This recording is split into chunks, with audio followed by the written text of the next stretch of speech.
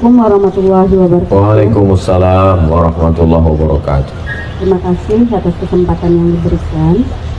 Ustaz, kami bersaudara sudah ditinggalkan oleh kedua orang tua kami. Berhubung kami sekarang berada di Tanah Suci, kira-kira amalan apa yang bisa pahalanya terus mengalir kepada kedua orang tua kami, sehingga meskipun beliau sudah tiada, beliau masih bisa mendapatkan kiriman dari kami sebagai anak-anak mereka. Terima kasih Pak Ustadz. Assalamualaikum warahmatullahi wabarakatuh. Waalaikumsalam warahmatullahi wabarakatuh. Yang pertama, amal ibu yang tetap mengalir ke almarhumah ayah, emak adalah doa. Jadi selama sini jangan pernah lupa mendoakan mereka. Allahumma ighfir lahum warhamhum wa'afihim wa'fu anhum wa'jalil jannata maswahum. Allahumma ja'al quburahum rawdatan min riyadil jinan. Saya nggak bisa bahasa Arab Pak Ustaz, pakai bahasa Indonesia. Lapangkan kuburnya sebagaimana dia sayang dulu ke aku, membesarkan saya, ya Allah. Sayangilah dia dengan rahmatmu, selamatkan dari azabmu, ampun semua silap salahnya.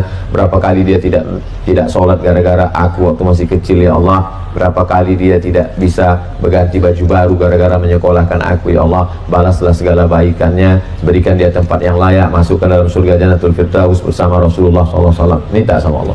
Yang pertama adalah doa. Yang kedua yang sampai adalah sodakoh.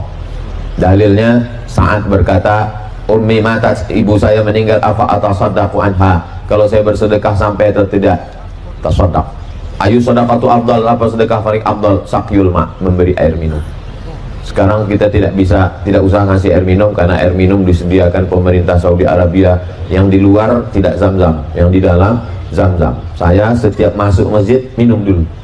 Ada tulisan ghairu mubarrad, tidak dingin, yang tidak es. Saya tak minum es, karena kalau minum es radang tenggorokan, hilang suara saya tausiah. Tapi saya tak nyalakan yang minum es, silakan. Kenapa minum air zam-zam berdiri Pak Ustadz? Karena Nabi minumnya syariba zam-zam qa'iman. Nabi minum berdiri. Tapi dalam hadis Sahih Muslim, la yasrabanna ahadukum qa'iman, janganlah kamu minum berdiri. Apa ini Nabi Muhammad? Dia sendiri melarang minum berdiri. Dia sendiri minum berdiri. Kok nggak konsisten Nabi ini? Kok lain di bibir, lain di hati? Katanya jangan minum berdiri, dia sendiri berdiri. Setelah diadakan penelitian oleh para pakar dokter, ternyata di dalam badan kita ini ada diciptakan Allah semacam saringan. Kalau kita berdiri, saringan itu telungkup.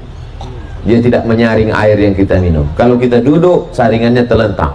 Jadi kalau kita minum duduk, maka air yang kita minum tersaring, ringan buah pinggang kita. Kalau kita berdiri, maka air minumnya yang kita minum tidak tersaring. Loh, Nabi minum air zam-zam berdiri, berarti airnya tidak disaring. Nabi ingin menjelaskan air zam-zam tak perlu disaring, karena air zam-zam air paling bersih di dunia. Jamaah kita di Kuala Lumpur, datanglah pakar air dari Jepang menjual saringan air, lalu dipasang. Setelah disaring pakai air saringan itu, ditunjukkan hasil labor. Lihat sih. Lalu jamaah ini masuk ke kamar, diambilnya air zam-zam. Bandingkan dengan ini, kalah air saringan dari Jepang. Sebetulnya semua perbuatan Nabi itu mengandung makna mukjizat, bahwa orang minum air zam-zam berdiri karena tak perlu disaring, air tersuci di dunia sejak zaman Nabi Ibrahim sampai sekarang, sampai hari kiamat tidak kering, dan anak cucu kita meminumnya nanti ke tanah suci Makkah Madinah insyaallah. Lalu kalau sekarang sudah ada air, lalu kita sedekah apa? Sedekah apa yang bisa kita bantu? Saya tengok banyak jamaah memberi ke cleaning service atau saudara kita yang fakir, yang miskin, baik, tak salah. Lalu kemudian yang ketiga, apalagi yang sampai? Nabi membelah pelepah korma. Ini pelepah korma dibelah Nabi, ditusukkannya ke makam. Kata Imam Nawawi, maksud Nabi membelah korma karena pelepah korma ini bertasbih. Makhluk hidup ini bertasbih. Jadi kalau ditancapkan ke kuburan, tasbihnya sampai. Maka kata Imam Nawawi, kalau tasbih pelepah korma saja sampai, apalagi tasbih orang beriman. Maka ibu bertasbih subhanallah, subhanallah, alhamdulillah, alhamdulillah, Allahu akbar, la ilaha illallah.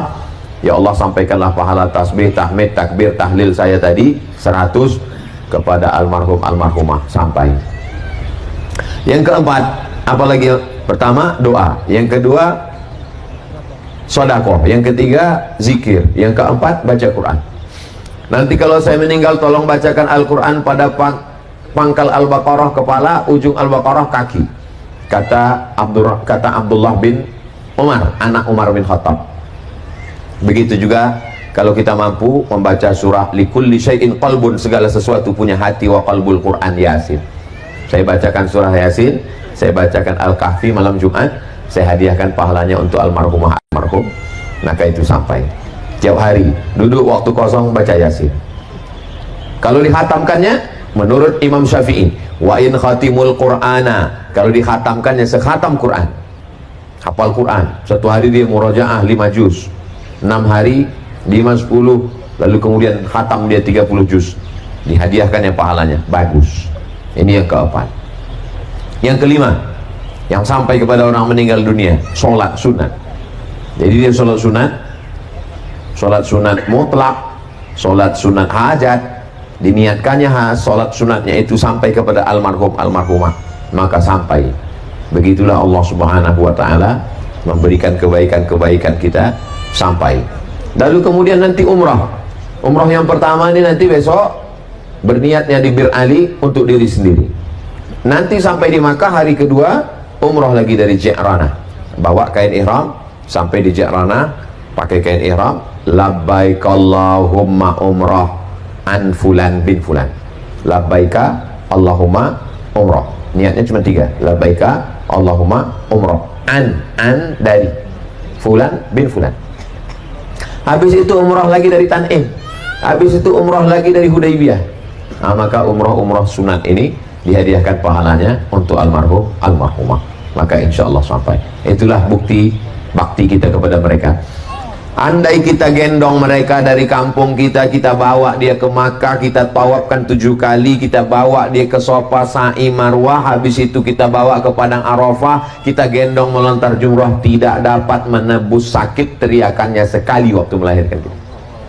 Jangan pernah merasa sudah membalas orang tua, tidak pernah, tidak pernah. Kita masukkan dia ke perut kita, kita lahirkan dia, kita bawa dia, belum dapat membalas, karena kasih sayang tak bisa diukur. Semua yang saya lakukan saya hadiahkan untuk almarhumah ibu ayah saya. Mudah-mudahan yang masih hidup orang tuanya panjang umur, sehat. Yang sudah meninggal dunia, lakukanlah itu untuk menyenangkan hati mereka. Yang kita lakukan sekarang ini, almarhumah mak saya, almarhum ayah saya melihat perbuatan saya sekarang. Wa qul i'malu, beramallah kamu fasayarallah, Allah melihat, wa rasuluhu, Rasulullah melihat. Terima kasih yang telah menonton video ini, semoga bermanfaat. Jangan lupa like, komen dan subscribe.